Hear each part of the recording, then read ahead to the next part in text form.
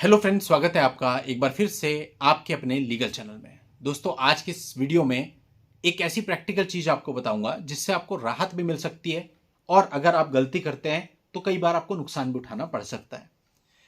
अब देखो, हमने आपको इस चैनल पर स्टार्टिंग से ही कोशिश करी है कि केवल प्रैक्टिकल जानकारी दी जाए जो कि चले, जिसके आधार पर आप काम कर सकें, और ऐसी कोई भी बात ना बताई जाए जो वास्तव में कोर्ट के अंदर चलती नहीं है, या फिर आपको आगाह किया जाए कि ये चीज कोर्ट के अंदर चलती नहीं है। एक बार को मोटा मोटा ये बात कुछ लोगों को बुरी लग जाती है कि तो नेगेटिव कह रहे हैं, लेकिन जब वास्तविकता वही है तो वास्तविकता ही सामने रखनी चाहिए। अब आपको सपने दिखा दिए कि ऐसा हो जाएगा, ऐसा हो जाएगा, ऐसा हो जाएगा, जब कोर्ट के अंदर जाके आप खड़े हुए, वहां आपको पता चला कोर्ट में तो प्रैक्टिकल लेवल पे ऐसा कुछ होता ही नहीं, तो उस समय पे ज्यादा धक्का लगता है। तो उससे पहले ज्यादा बेहतर होता है कि हम खुद को मेंटली प्रिपेयर करें और जो प्रैक्टिकली होता है उसके अनुसार अपनी तैयारी करें, तो हम ज्यादा अच्छी पोजीशन में खुद को पाएंगे। अब यहां पर वैवाहिक विवादों में जहां पति पत्नी के विवाद चलते हैं, समय का बहुत महत्व होता है।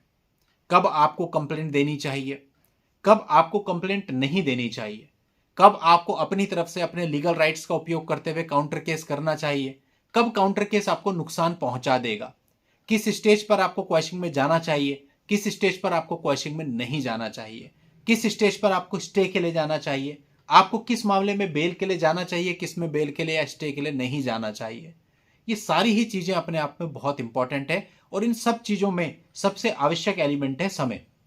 अगर आप इनमें से किसी भी रेमेडी का उपयोग सही समय पर करते हैं तो आप पूरे मामले को पलट सकते हैं, बदल सकते हैं। और वहीं किसी भी स्टेप को आप गलत समय पे यूज करते हैं तो वही चीज आपके लिए नेगेटिव हो जाती है। रिलीफ तो क्या मिलना था और गले की हड्डी बन करके रह जाती है, या फिर गले की घंटी जिसको पकड़े और बजाते रहे, कोई हल नहीं यानी। तो अब ऐसा ही एक छोटा सा उदाहरण के बेस पे मैं आपको ये चीज समझाना चाहता हूं। देखो, जब आपके मामले शुरू होते हैं तो शुरुआत में आपके पास बहुत सारे रास्ते होते हैं, आप चूज कर सकते हैं। आप सही रास्ते को भी अपना सकते हैं, गलत रास्ते को भी अपना सकते हैं। आपके लीगल राइट्स भी जिंदा होते हैं, क्योंकि जो आपकी वाइफ है उसने अभी अभी घर छोड़ा है और आपके पास कुछ एविडेंसेज भी हैं। कई बार उनके द्वारा मार पिटाई करने या और किसी प्रकार का अपराध करने के साक्ष्य भी आपके पास होते हैं। उन आधारों पर आप अपने लीगल राइट्स का उपयोग करते हुए उन लोगों पर केस फाइल कर सकते हो। सिविल केस भी, क्रिमिनल केस भी, डोमेस्टिक वायलेंस केस भी, बहुत सारे राइट्स आपके पास होते हैं। अब आप उन राइट्स को उपयोग कर लीजिए। उपयोग करते हैं तो आपके काम आएंगे, सामने वाले को भी लगेगा कि हाँ भाई, ऐसा नहीं है कि खाली ये केस के दबाव में है, इनके पास भी राइट्स थे, इन्होंने उपयोग कर दिए। और कई बार इन लीगल राइट्स के आधार पर दर्ज काउंटर केसेस से ही आपके मैटर सॉर्ट आउट भी हो जाते हैं। तमाम हजारों लोग ऐसे हैं जिनके साथ ऐसा हुआ।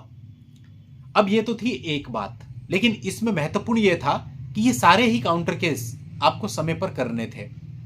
अब एक छोटा सा उदाहरण बताता हूं। कोई व्यक्ति हमको मिलते हैं और वो हमसे कहते हैं कि साहब, ये मेरे डॉक्यूमेंट्स हैं, इन डॉक्यूमेंट्स के आधार पर क्या मेरे कोई लीगल राइट बनते हैं।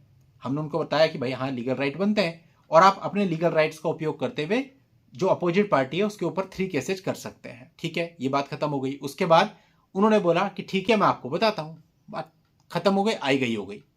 इस बात को 3 साल गुजर गए, यानी ये बात है 2023 की, आज चल रहा है 2026। 2026 में सेम व्यक्ति का मैसेज आता है उस पुराने 3 साल पुराने मैसेज को टैग करते हुए कि साहब ये देखिए, आपने कहा था कि 3 केस बन सकते हैं, now I want to proceed, बताइए क्या करना है, क्या स्ट्रेटेजी रहेगी। अब ये चीज पूरे तरीके से इलॉजिकल हो जाती है। क्यों? क्योंकि 3 साल पहले जाने क्या परिस्थितियां होंगी। आज 3 साल बाद तमाम प्रकार के तो केसेज हो चुके हैं, तमाम प्रकार की प्रोसीडिंग्स स्टार्ट हो चुकी हैं, और सबसे महत्वपूर्ण बात, 3 साल गुजर चुके हैं।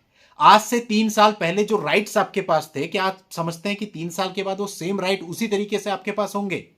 जो काम आप 3 साल पहले उस समय कर सकते थे, वो क्या आज आप 3 साल के बाद भी वैसे ही कर सकते हैं? It is not possible. बहुत हद तक संभावना है कि जो आप उस समय कर सकते थे वो आज आप नहीं कर सकते हैं। सेकंड, जो परिस्थितियां हैं वो पूरे तरीके से बदल चुकी हैं। तो 3 साल पहले वाली चीज को आप लेकर के अगर आज आएंगे कि साहब आपने 3 साल पहले कहा था कि मैं कर सकता हूं, आज मैं करना चाहता हूं, आप मौका गंवा चुके हैं। रियलिटी यह है, आप नहीं कर पाओगे। 3 साल के टाइम गैप को कैसे कवर अप करोगे?